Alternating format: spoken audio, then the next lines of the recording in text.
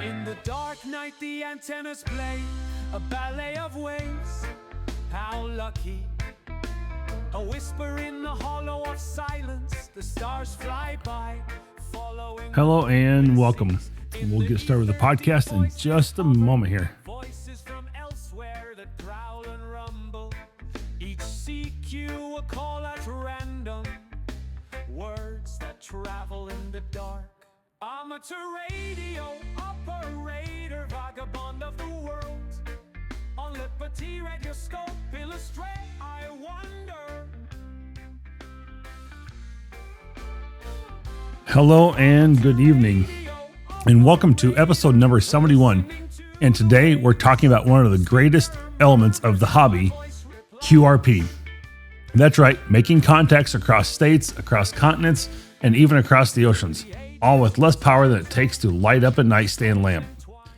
And in this episode, we'll explore what QRP really means, the history, the philosophy behind running low power, the gear and antennas that make it possible, and the community of hams who thrive on doing more with less. Along the way, I'll share stories, tips, and even a challenge for you to try the next time you're on the air. So grab your coffee, dial it down to 5 watts or less, and let's get on, and let's just see how far a little signal can really go.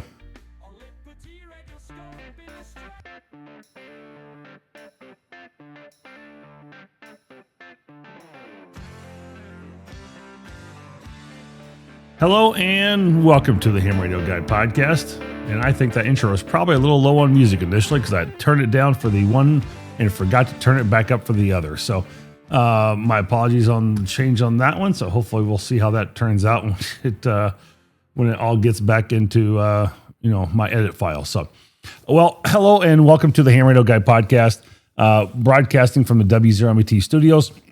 My name is Marvin and my call sign is W0MET. I'm glad you're here with us as we get ready for even more amateur radio adventures. Whether you're tuning in for the first time or a longtime listener, thank you for being part of the podcast.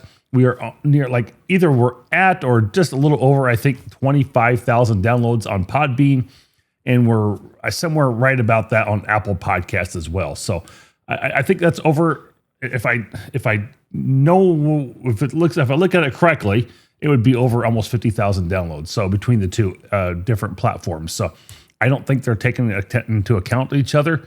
They might. Maybe I'm wrong. If you know the answer, let me know. But either way, 25,000, 50,000, I'm very excited about it either way. And I just want to say thank you, listeners, for being, and people who've subscribed to the YouTube channel as well, for being a part of this podcast and this ham radio channel. So I really appreciate it. Well, I've got some cool little stories for the day. I really want to kind of get started with first. And the first one is, have you checked out This Week in Amateur Radio podcast? If you haven't, maybe you've got some others you listen to, but if you haven't listened to the Amateur Radio Premier online magazine and news and technology magazine podcast all about amateur radio, has some great stories in there. It may be things like history of ham radio, some news, some de-expeditions, technology, news sources from all over the world for stories that are happening. And if it's not the longest amateur radio podcast, it is one of the longest amateur radio podcasts out there. So I think there are over 1,400 episodes now. So it's been around a long time. And, I want to say late 90s, somewhere in there, maybe mid 90s even. So very cool stuff. Well, if you're watching YouTube today, I will have this podcast on YouTube as well. We're going to switch over to a different view here for a moment. And we're going to look at a couple things online for my screen capture, if it shows up. What happened here? Why is it not showing up all of a sudden? I had it all set up in a queue, and it should have taken it. Well, that makes me feel really terrible now, because this is all queued. There it is. Let me just adjust this a little bit. Make that bigger screen for you to see. All right, so there we go. I don't know why it was not in queue, because it worked right before I got on the podcast. I was checking everything. It was all good. So I don't know what changed, but This is called Out on the Air, amateur radio activation program, leaving the shack and finding the world. Any location, any antenna, any power, anywhere.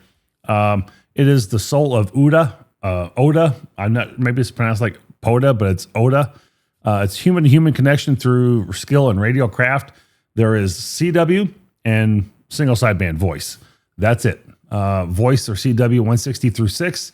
And, whether you want to do it from a parking lot, a rooftop, or, a beach at midnight, however you want to do it. If you've left home, out in the air counts. So I've not set up an account for this yet. It's another one of those things you got to get into and create an account for and whatnot. Earlier there was 55 operators, so there's currently 58 operators out there doing it. Apparently, I'm not sure if they're calling it Auda. Again, I don't know if you're going to call it like CQ Poda, CQ Oda, CQ Oda. I don't know.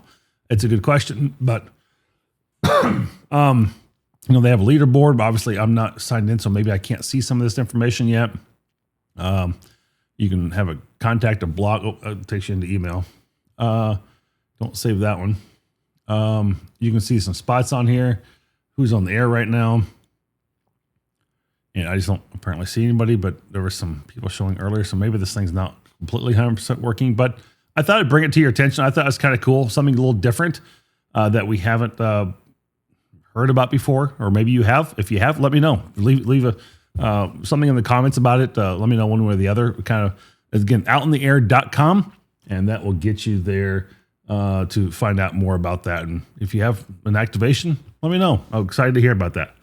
The next thing we're going to talk about is FT8 Battle Royale. This is a really cool program. It's got the dashboard here.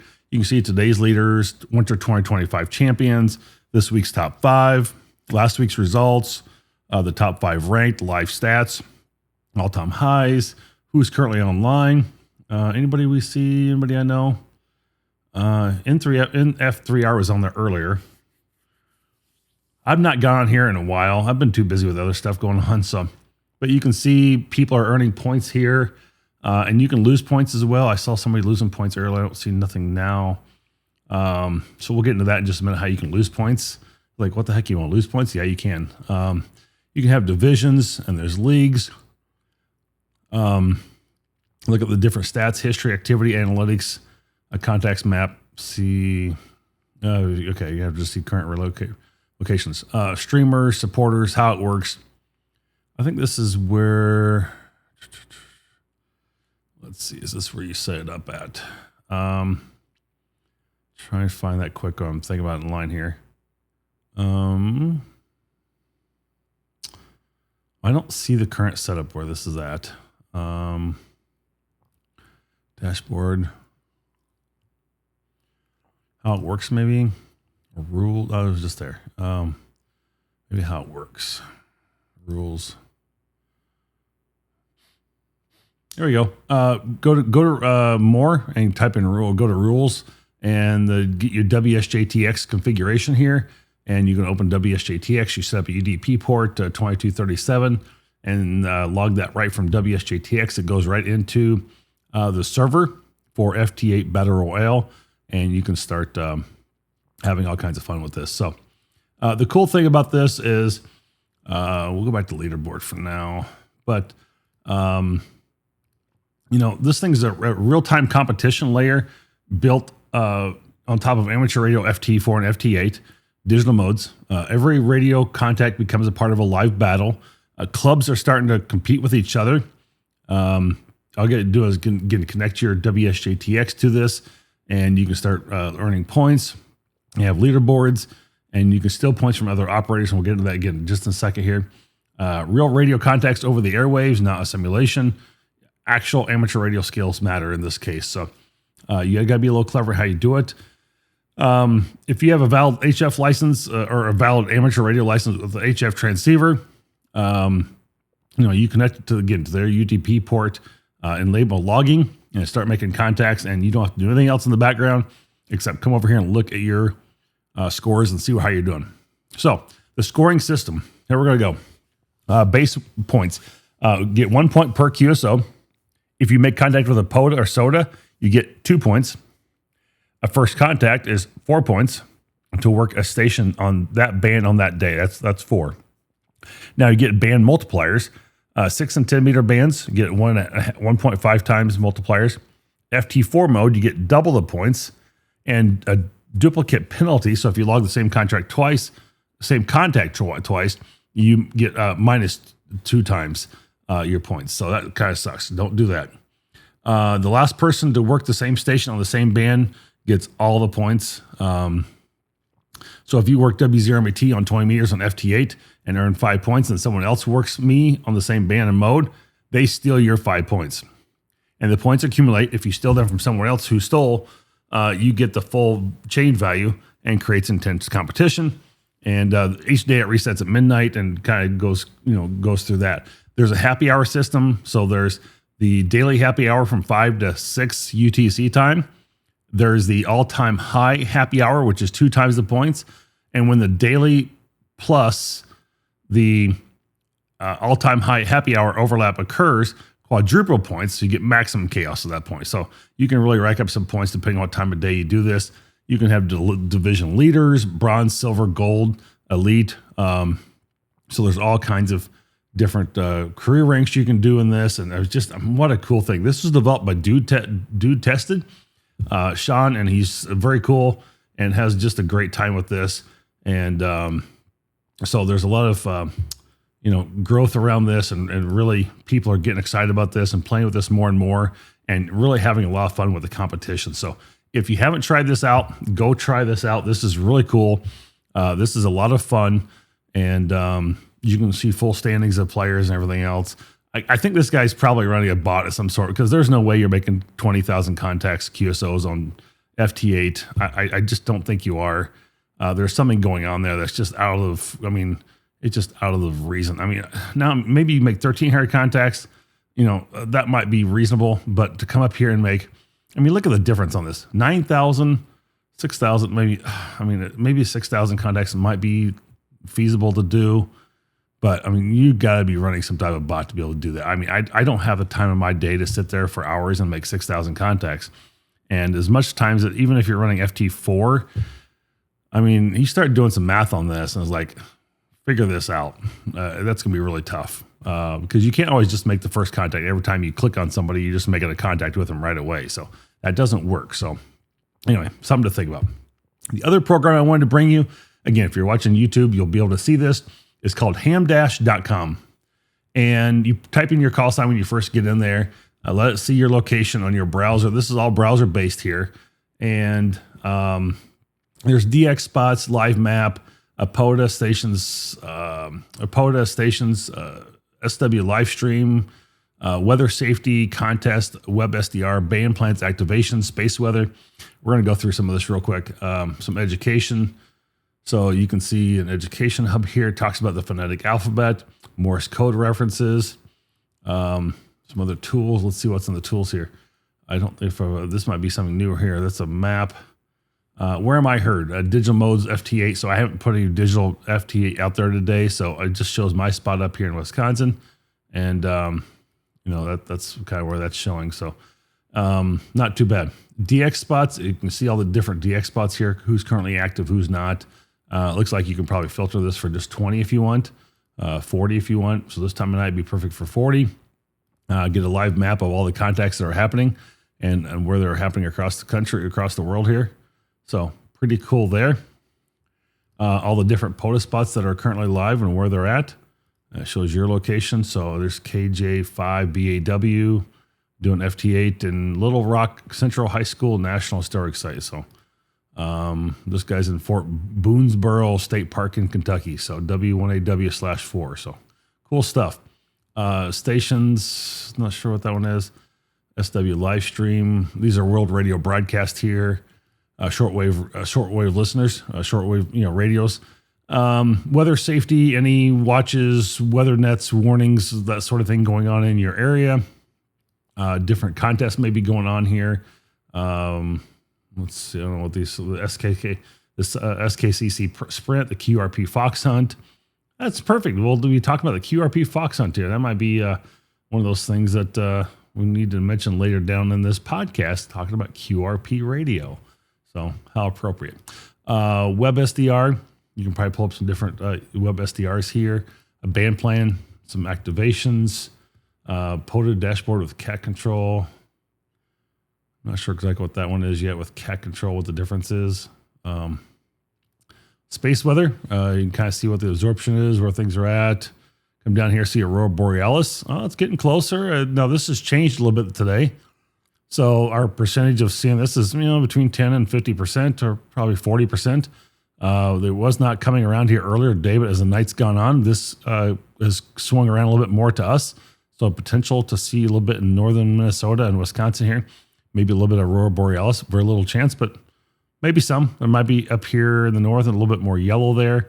They have a little bit higher chance to maybe close to that 50% seeing something up in Canada there somewhere. So anyway, a lot of cool stuff in this ham dash count. Again, you got your solar flux and solar winds and K indexes and signal noise. So cool stuff. Geomagnetic field, there's a major storm going on right now.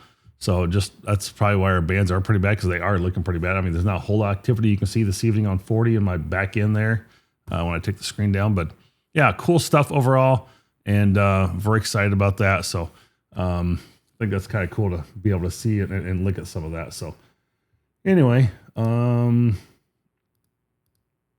we go. So yeah, you can see it back behind me. It's not much for happening back there, but that is a little bit of things going on I wanted to talk about. And the other thing is, join Ham Shack TV on Thursday nights. Each week is just packed full of information. And we have a lot going on every week there over at Ham Shack TV. Thursday nights at 7 p.m. Central, 8 p.m. Eastern. And you can catch us live right on YouTube. Some great panelists: Hillbilly Ham, KB5 UTY, Dave Mesh Dealer Dave. We have Andy from World Radio League, N0APX, and many, many more. Some special guests once in a while. You'll get like Prep Hemp Paul or POTA Power. I mean, we get all kinds of different guests coming in and popping in from time to time, even KMRD 2.0, Jason 2.0 stuff. So anyway, good panelists, good group. And, ask you to come join us over there and enjoy some of that time with Ham Shack TV, AA4WX. All right. Well, we'll get into some World Radio League stuff in a little bit. Before we jump into today's episode, I want to give a big shout out to Dakota Lithium for supporting the podcast. I've been using their batteries for the past 3 years in every environment you can imagine: freezing cold, sweltering heat, and even soaking rain. And they haven't let me down. These batteries have traveled everywhere with me, from the back of my truck to carry-on flights, and they're still going strong. So I continue to use them. They're great batteries.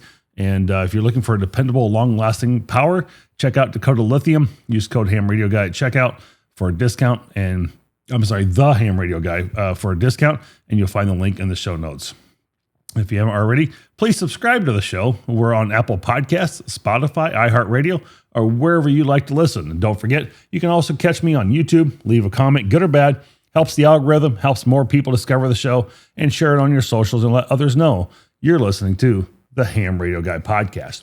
I appreciate it. Again, we're way into 25,000 downloads, maybe even 50, depending on whether the platforms are separate together. I'm not really sure. I can't tell from looking at the data, but a lot of downloads, and I appreciate that for supporting me over the past, I guess we're going to be going in 5 years this year. So it's been around a long time. So thank you for that, and I appreciate the support.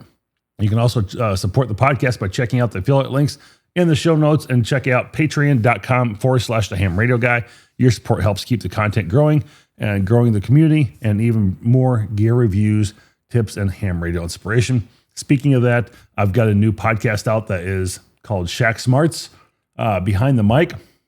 And it's for patrons only, or for subscribers on Apple Podcasts. So you can pick it up there. It is like I think $10 for the year, pretty cheap. And then you can, subscribe to me over on patreon.com/the Ham Radio Guy as well, and pick up all these Shack Smart episodes there as well. Kind of bonus content that I'm providing only to patrons or paid subscribers through Apple Podcast. And so, have a little fun with that as well. And that's been kind of keeping me busy with things over there on that side as well. On a personal note, we've moved back to Wisconsin. We are back in the Midwest. And with that, I think I'm just going to go into this. This one's pretty good. I really like this. And I'm going to play this for just a moment here. This is actually the intro for the Shack Smarts, which is kind of cool. So I'll give this to you guys. I think it was maybe on an episode back in December. And this is what I'm using now for Shack Smarts. From the heartland of America, where the airwaves are alive and the freedom still reigns, this is the Ham Radio Guy, connecting faith, family, and frequency. Proudly transmitting from the Midwest, the voice of the American ham.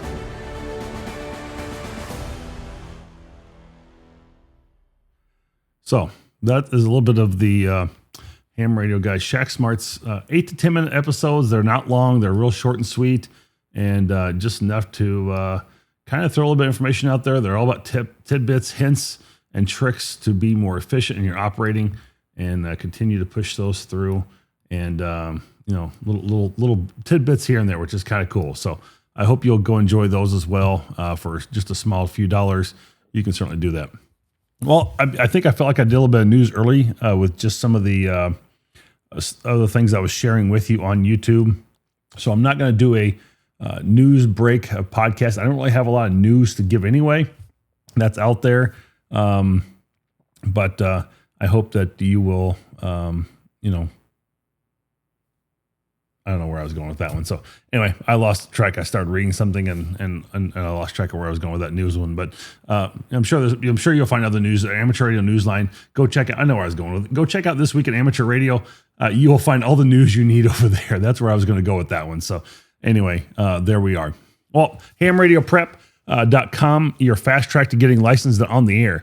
Whether you're brand new to amateur radio or looking to upgrade your license, Ham Radio Prep makes it easy. Their online course are FCC approved, mobile friendly, and designed to help you pass your extra exam or pass your exam, either one, or whatever you want to do, general, technician, or extra, on the first try.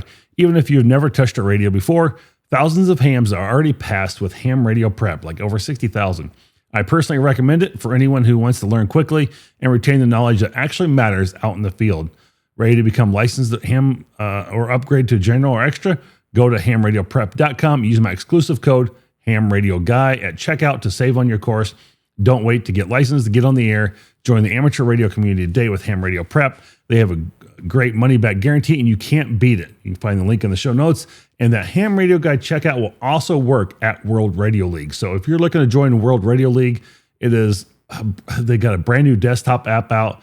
If you subscribe to my YouTube channel, you'll see that I did a short version of their, or a short video on their new version of the cat control that they released. That's a desktop, not cat control. It's a desktop app that they released.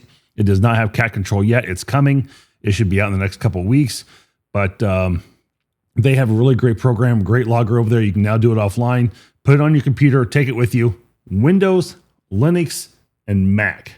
I don't know any other program that's doing that right now. So you can get all three loggers out there for all three platforms and, make it work for you. And, if you want to go online, you can use their cat control online edition as well. But cat control coming offline is coming to them. Just give them a couple more weeks to have that done. And again, you can go sign up and get a discount using Ham Radio Guy over on their Ham Radio Prep or World Radio League side, either one. Well, if you have any questions, reach out to me, W0MET at thehamradioguy.com if you have any questions. And remember, you can find affiliate link discounts in the show notes of all episodes. Save yourself some money and support the show at the same time. So, well, with that, let's get into the main topic for the week, I think.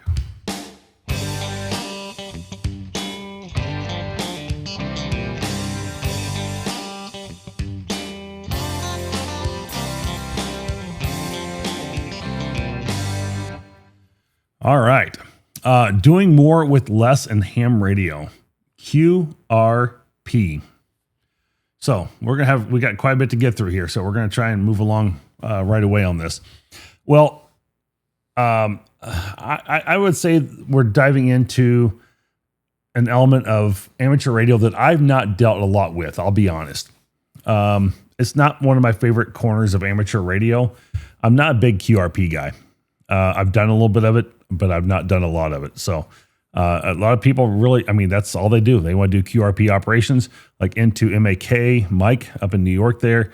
If you go check out his channel, YouTube channel, great channel. He loves doing QRP stuff. And, that's just, what he does. He does a really good job at it. Jason, KM4ACK, does a lot of QRP type operation. Just not my thing. So, but let's talk about this a little bit more. Let me start with a question first. If I told you could talk across the country using less power than it takes to run a nightlight, or even less than a dollar store flashlight, does that sound possible?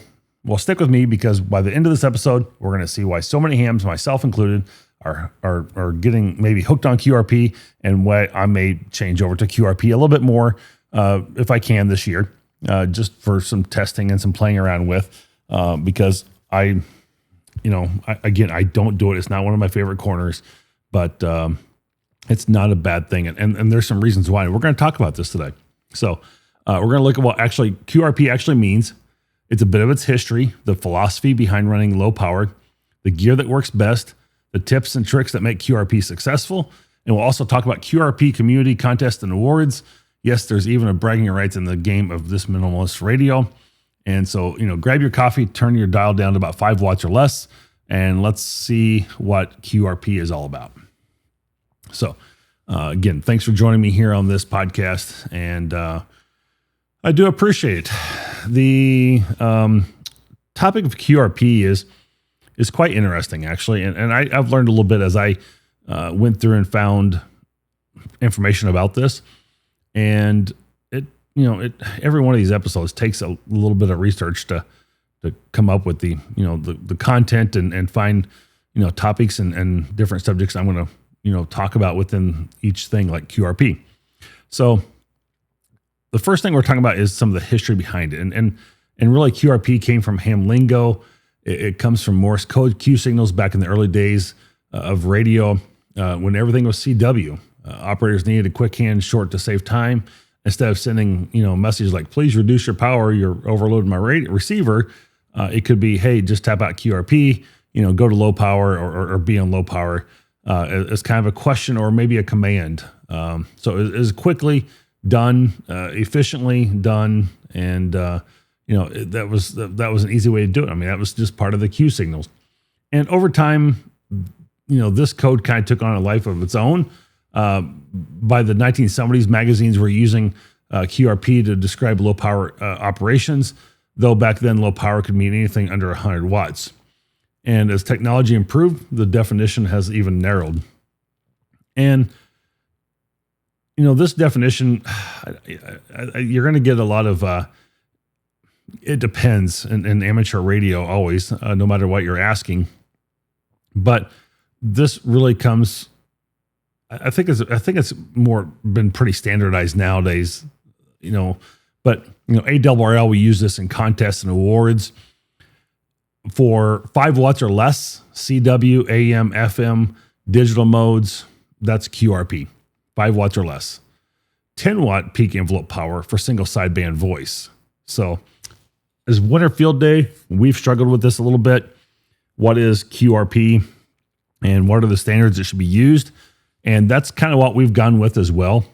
And so some people who are really diehard QRP are going, well, we're going to operate under 1 watt or less. So that's right, 1 watt or less. So you're thinking, well, 5 and 10 watts is struggling enough, let alone going down to 1 watt. But there's a lot of people who make some great contacts on 1 watt. I mean, I know I've made a contact with a person or two who was running like 1 watt at a time. So it does happen, and people are out there, and a lot of something that will surprise a lot of new operators is dropping down from 100 watts to 5 watts doesn't necessarily make you vanish. In other words, just because you're not putting out 100 watts anymore doesn't mean your signal's not getting out.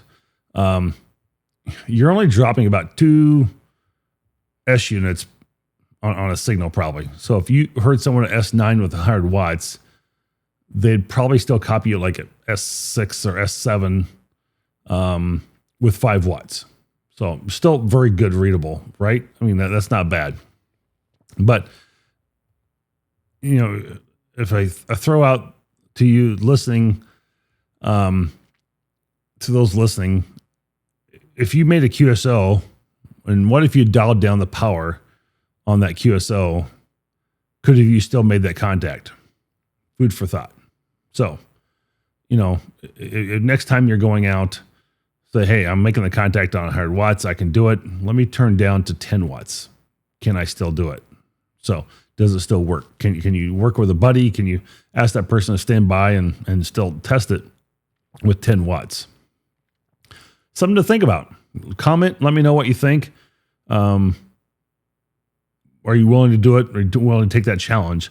So something to consider at least. So now, a lot of people are going to ask, why on earth would you choose to run low power? Isn't amateur radio about reaching out as far as possible?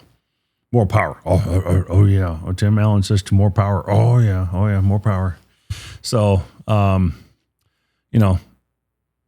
thing is, QRP isn't about limiting yourself. It's about skill, finesse, and a different way of approaching the hobby. Comes back down to what you learned when you took your test. The FCC in itself says, Part 97, amateur stations must use the minimum power necessary to carry out the desired communication. Most of us probably skim right over that rule and just let it go and, say, screw it, we're doing 100 watts, we're going to do 100 watts. I got the damn radio, I'm going to go with it. That's what I bought a 100 watt radio for. I'm going to use it. QRPers take that literally to heart. And we're going to get into that in a minute. But there's a community out there, and they are tight, and they are diehard fans of QRP. That's what they want to operate, and they will operate with minimum power necessary. But there's some good reasons to operate, some practical reasons to operate on low power. And some of these might be lower electrical bills, that you're pulling power from your system. You're not, guzzling kilowatts of power by running an amplifier 1500 watts in your house, because you will use more electricity. Less wear on your gear. Radios will last longer. They're not pushing them. You're not pushing the finals 100 watts all the time. And when's the last time you had a neighbor call up and say, you're interfering with my TV, or you turn my microwave on every time you transmit by using low power when you're running 5 watts? I've never heard anybody complaining about interference when they are running 5 to 10 watts on their radio. If you have, I want to know the story. I want to hear about it, because that may be worth a podcast in itself.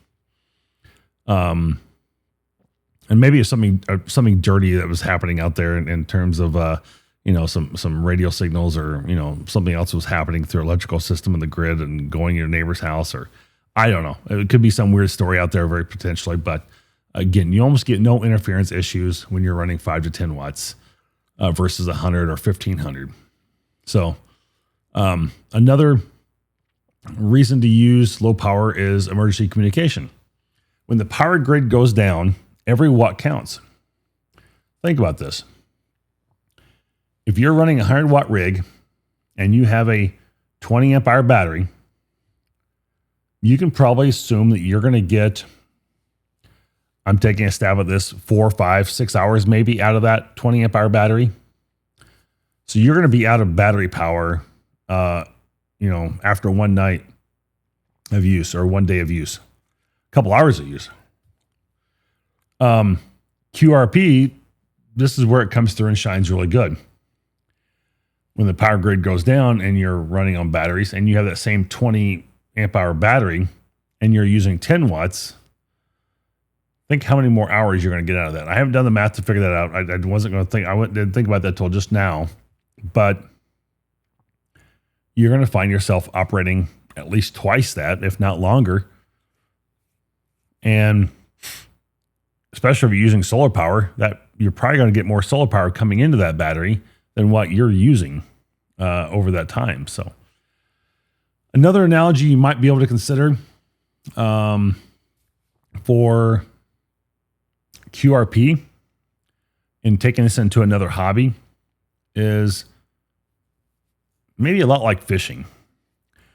You're fishing with an ultralight tackle. You're taking your extra ultralight rod, some light lures, some light, weights, and maybe a very minimal just side bag of some sort. You don't need a great big tackle bag or box with slider drawers and full of 25 different Rapalas. You're taking a very light, ultra portable fishing kit with you, and you could bring that bag and scoop up everything inside. You can have everything you want, but you have to pack it, you have to carry it, and you want to be able to go hiking with it, whatever, to where you're going to go. And so what's the fun in that when you're already tired when you get there? But you could have the boat out there and catch that ultra big fish as well. I mean, that's another way you could do it. You could run that 1500 watt amplifier and catch the big fish out there in the pond with your great big Ranger boat and some big trolling lines. But QRP, you're taking the 5 or 10 watt radio, your antenna, and you're casting out a small signal, hoping to catch a big fish. And so when you're out fishing and you got the light tackle and you got your ultralight rod that's got maybe 3 pounds of test strength on your line, and you catch a big walleye on it, that's a thrill. That's exciting. It's like, man, look at this big fish I just caught on this little line, right? So you're going to reach out in 10 watts and you go, man, I just made contact with, Eastern Europe somewhere. So, or I just made contact with somewhere in Africa, 10 watts. It's like, it's crazy. You're excited, so that's what you're trying to accomplish. And so with that, I'm going to say next time you're operating a radio and you're on the air, take this challenge. Try turning your power down just for a QSO or two and see what happens. See how surprised 5 or 10 watts can take you. You might be surprised. It might be, real surprising for you. So, that's, that's going to be a challenge. And I'm going to try and take that challenge myself with you to see how well I can do on operating. And I'm actually looking at taking my 705 over to my place in Twin Cities. I'm staying, renting a room there for my work during the week. I work, Tuesday through Friday. And, I'm going to put a little mag loop in the window, near the window there, and on a tripod, and just operate off the 705, and just to see what I can do. And that's going to be operating on 5 or 10 watts. So I'm going to start trying that and see what I can do. It's going to be kind of fun. It's going to be a little challenge, something I'm going to kind of push myself to do this year, and kind of looking forward to it. So I've had it with me the last couple of weeks. I just haven't had time to take it out of the truck and carry it in when I'm carrying everything else in, like usually my backpack and everything at night. So I'm going to try and do that maybe tomorrow. I'll get a little bit more free time in the afternoon. I'm going to be over there early. So we'll see if I can set that up and play with it a little bit and see how that works. So that'll be one of my challenges I'm going to take myself. So don't think you're the only one getting asked to do this. I'm going to do it myself. All right. Some challenges and techniques that we can drive with QRP. We know it's not always sunshine and DX. Running low power comes with some real challenges.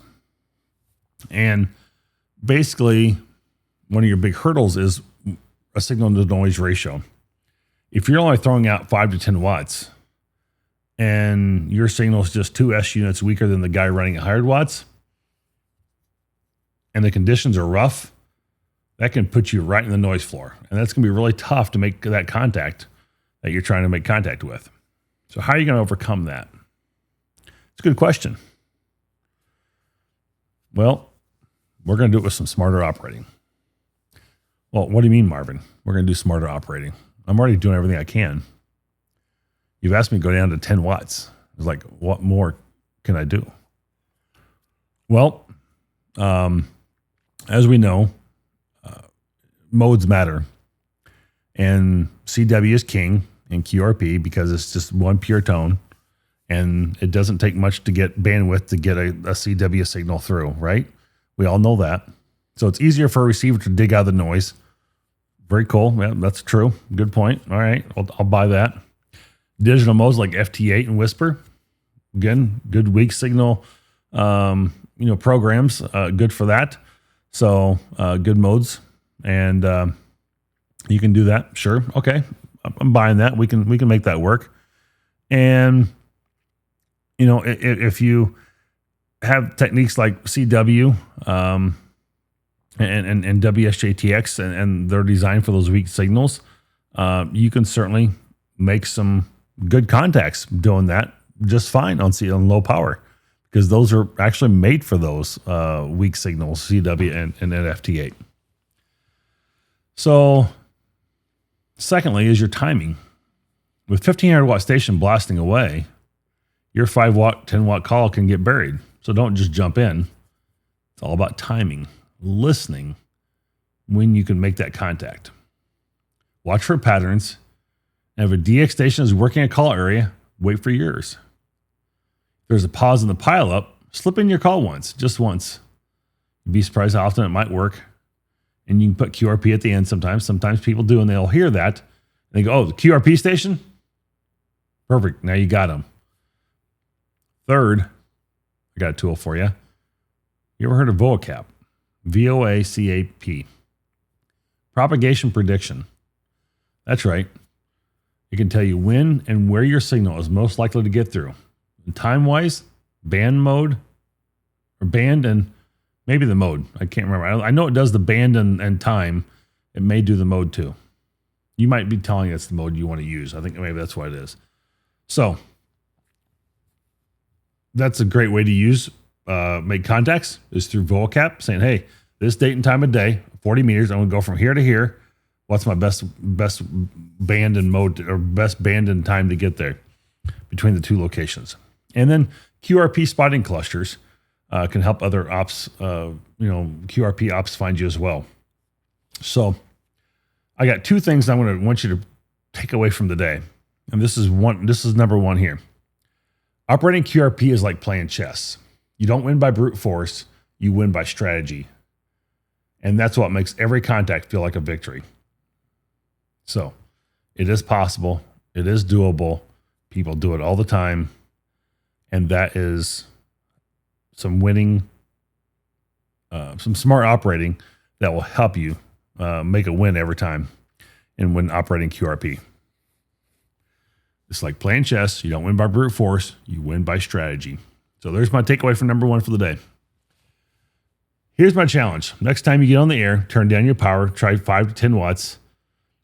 And when you make that first DX contact at QRP levels, you'll understand why less can be more. So that is,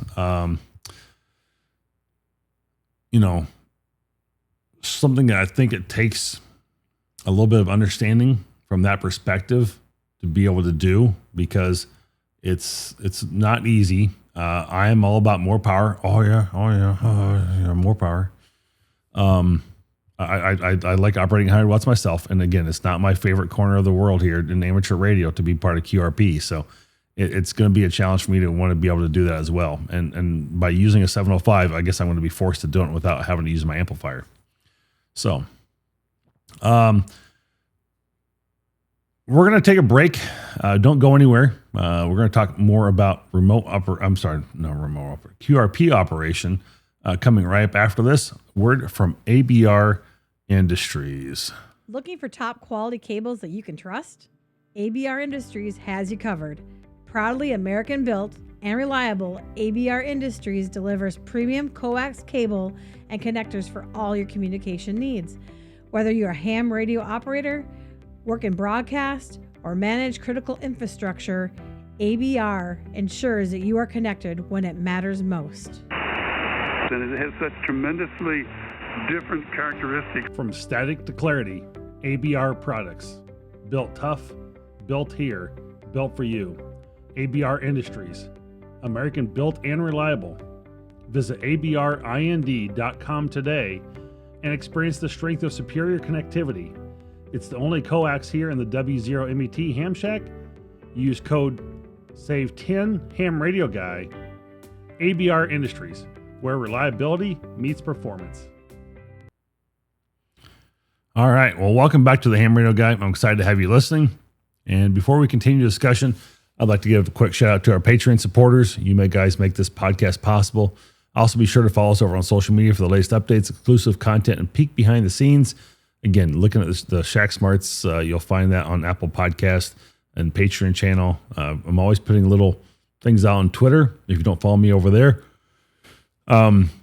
please reach out to me and, join us over on Twitter. Love to see you follow there as well. And I'm actually on Instagram now too. So occasionally you'll find some things over on Instagram. So feel free to shoot me a message over there as well and say hi and let me know that you're now following me. So we're going to get into our fourth segment here called Equipment Choices.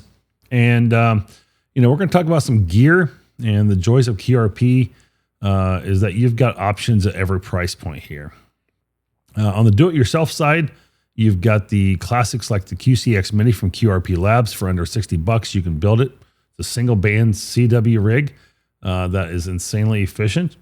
And if you've ever built one and made contact on your first radio, you saw it with your own hands, I'm sure there's nothing like it, and pretty exciting to say you've done that, but it's not my thing. I've not done it myself, so I can't really tell you. But I'm sure there's some excitement in saying, hey, I built this and I was able to do this with my own hands and made a first contact. And that's pretty cool. The S-Bits radio, that's another one. Great for tinkers. I've been trying to get my hands on one of these. It's been really tough. They've been out of stock a lot. But it looks like these are really cool radios across the board. And I think those would be really exciting to try one of them. The FX4 radio, another little great radio, QRP radio, pretty reasonable to buy. You can't go wrong with that. If you are looking to buy more of a already, I call it commercial radio like Yaesu, Kenwood, etc. You got rigs like the Yaesu FT818, I think it is, and it covers everything from 160 through 6, and it runs like 6 watts. It's built like a tank. You find those things at Ham Shacks or Ham Fest, and they are still $600-800. People want some ridiculous amount of money for those radios. Just a little QRP rig, but they are super solid. Probably one of the Yaesu's toughest radios they've got for an all mode radio. And they're strong. They're great little radios. Then you got the Elecraft and the KX1 through 3. These are, I'll call it the Ferrari models of QRP radios. They're lightweight, portable, efficient on battery. They draw like 150 milliamps on the KX2 compared to the FT18's 400. I think like 450 or 400. I think it's 400 milliamp battery use. So if you're looking to save battery and you're only carrying a 3 or 6 amp hour battery with you, that could make a big deal. So there's a new one out called the Lab 599, the TX500 radio. That's a great little QRP radio as well. And before I go any further, let's see if I can pull this up again. Just thought of this. If you guys haven't, let me pull this up here. Pull this up. I'll pull it back up on my radio on the screen too for you. So if you guys are watching, there we go. Let me switch this back up here.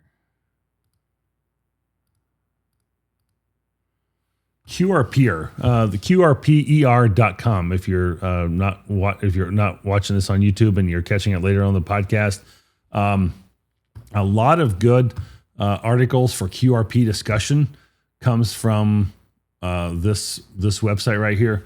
This guy does a great. Does a great article on it's getting late for me. I literally, it's past my bedtime. 4 a.m. usually comes early.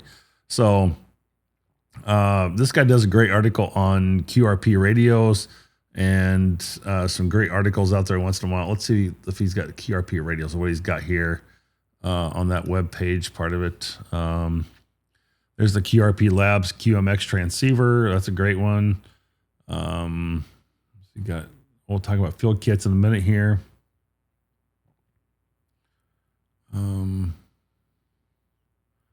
That's just kind of what his storage is. Elecraft K1. Let's see what else he's got on here. I'm missing something. Well, anyway, I mean, it's just a lot of great little radios come off the KX series, and they are really great radios across the board. There's a lot of great QRP radios out there. There really are. So I don't see anything to talk much about radios on the website there. But he's got a lot of great articles. If you're interested in QRP and you have not seen this article or seen this webpage before, I would suggest you go check him out and do something with that and take a look at QRPER.com on the webpage. So, but he does. I know he's got a lot of stuff about KX2 3s out there or whatever. Again, the TX500 is a Julian OH8TX or something. I'm missing part of his call sign. He's got a great out of the UK, I believe. He's got a lot of great reviews and talking about the Lab 559 radio from TX500 there. That's a really good one. And of course, you can't forget the FT1X from Yaesu or the ICOM 705. Both great QRP rigs. They're both doing 10 watts, and you can do a lot with both of them. I personally like the 705 better. I think Yaesu missed the mark on the FT1X radio.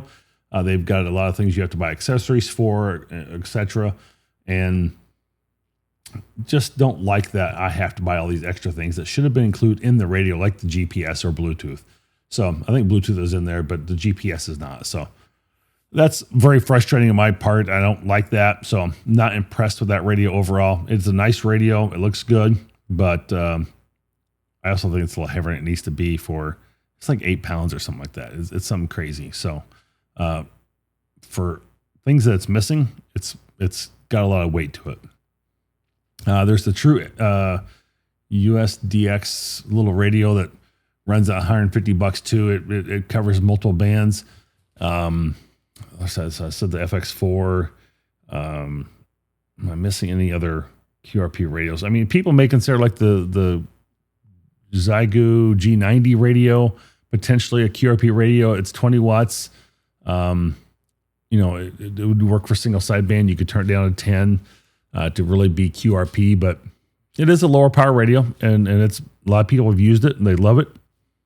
So, if it was me, the question of building or buying one, I would buy one, and I'm sure you can find them at Hamfest.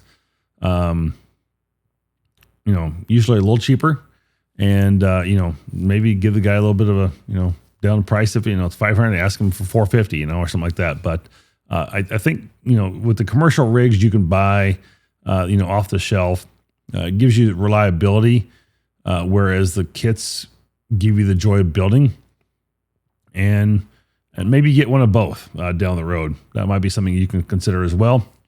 And so, for those listening, if you had to pack one in your radio, would it be a tried and true or like commercial rig like the Yaesu or the ICOM 705 or Lab 559 or the KX2 or KX3, or would you build it yourself? Put it in the comments. I'd love to hear one way or the other what your thought is on this and where you'd go with it, and hope that you can kind of come up with that choice of what you want to do. So we've talked about a lot of stuff here so far with QRP radios, and the one thing I haven't mentioned is your antenna matters more than your rig when you're running QRP.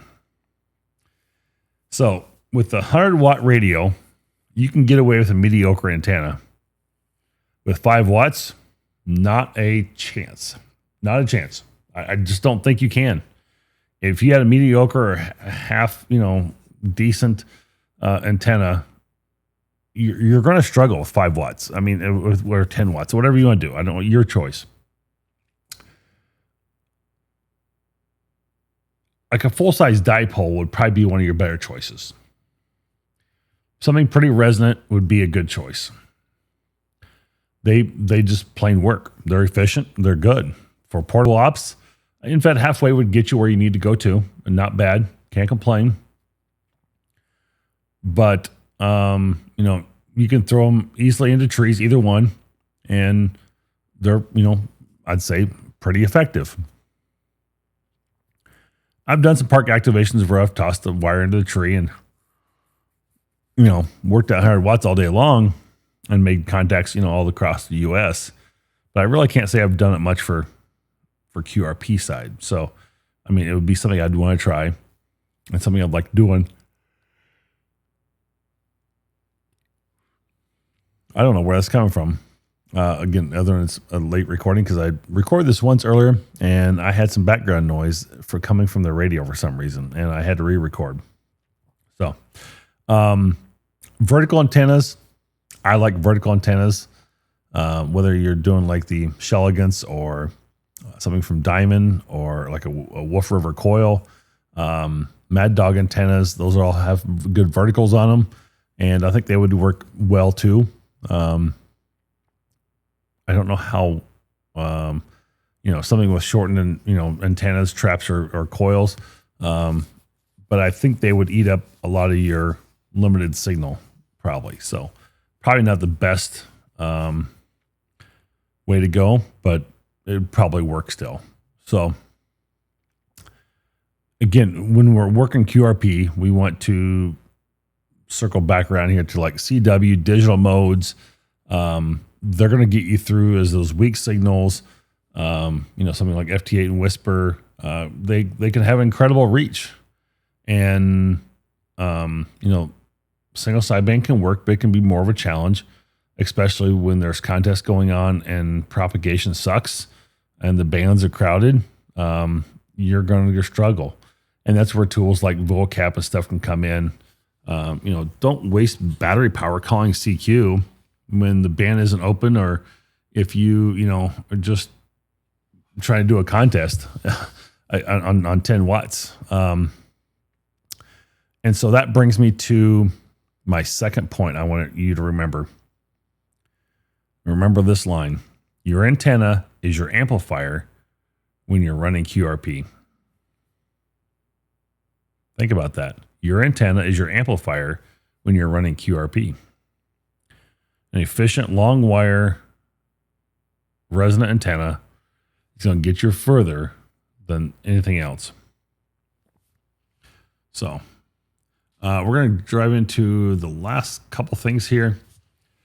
So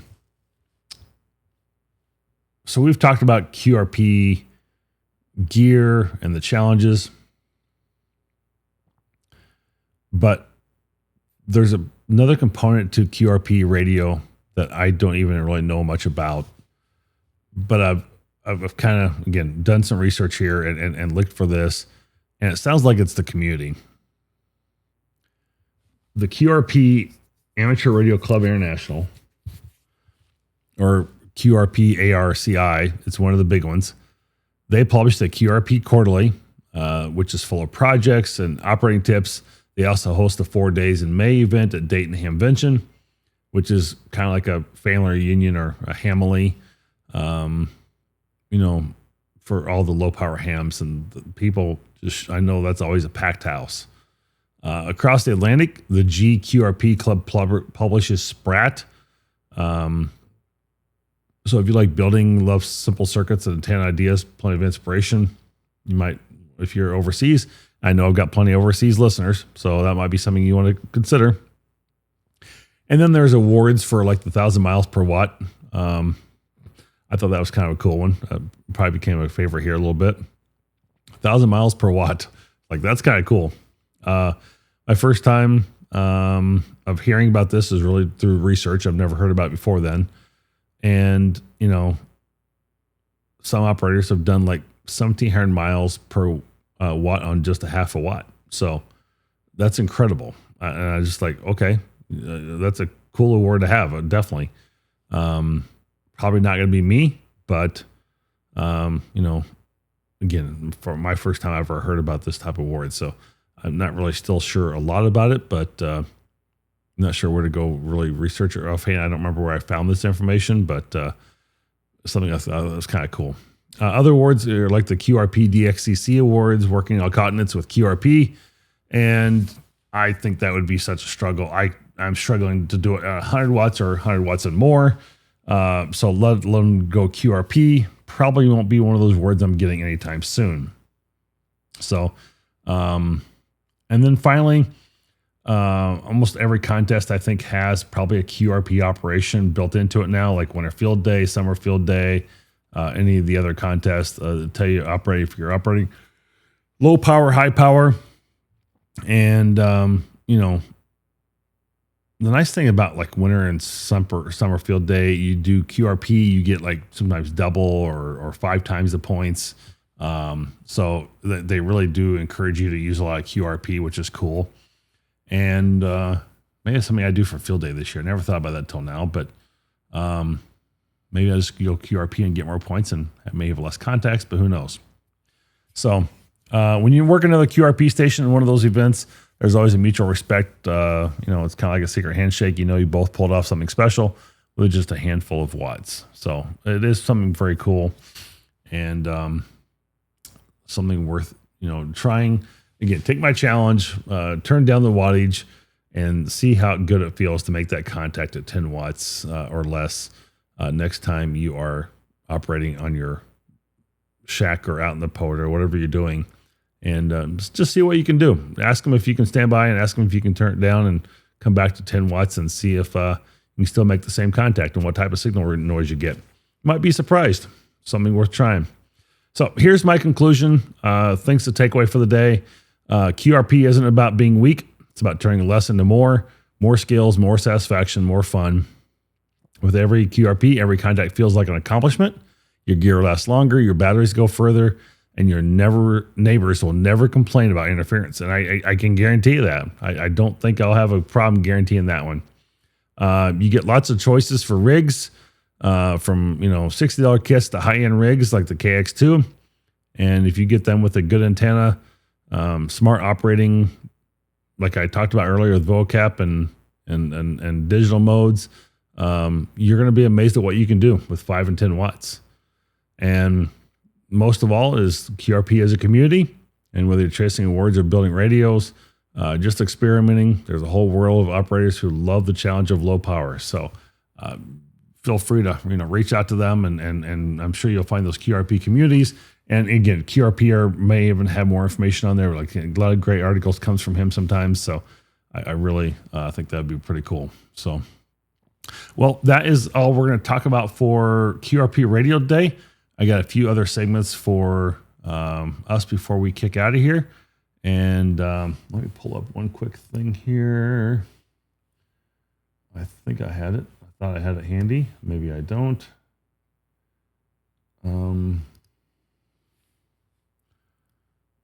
Well, I was going to give us a couple events coming up, but I don't. Hold on. There it is. All right. So let's flip back over to here. So upcoming events, Skywarn Youth Severe Weather Awareness Special Event, March 15th through the 29th. The Bochum Space Day feature live contact with Antarctica, March 28th. The Radar Rally registration is now open for April 4th. And the Titanic Memorial Special Event honors telegrapher operators, April 10th through April 15th. So there's some upcoming events coming your way for things like that. May be at the Des Moines Amateur Radio Festival or Hamfest April 25th. So you might catch me in Des Moines, Iowa then. I'm thinking about going down to that one. And so looking forward to that potentially to be a part of Winter Field Day being down there, and some things I'm going to get rid of myself and sell probably. So if you're in the Iowa, come out and visit, and we'd look forward to seeing you there as well. So with that, I think that's all I've got for news. We're way over an hour here. We're just actually about 5 minutes past, but we'll go get into wrapping this up here. So that's it for this radio episode of the Ham Radio Guy. Thanks for tuning in and being part of the conversation. Don't forget to share your thoughts, questions, or stories. Email me or connect over on Twitter and Patreon. If you enjoyed the show, leave a review, share it with a fellow ham, and help grow the community. And if you're enjoying the podcast, consider supporting us over on Patreon. Your support helps keep the show running and allows us to bring even more great content. Until next time, 73 and happy hamming. Keep those antennas high and the signal strong. And I'll catch you on the next episode of the Ham Radio Guy. Take care.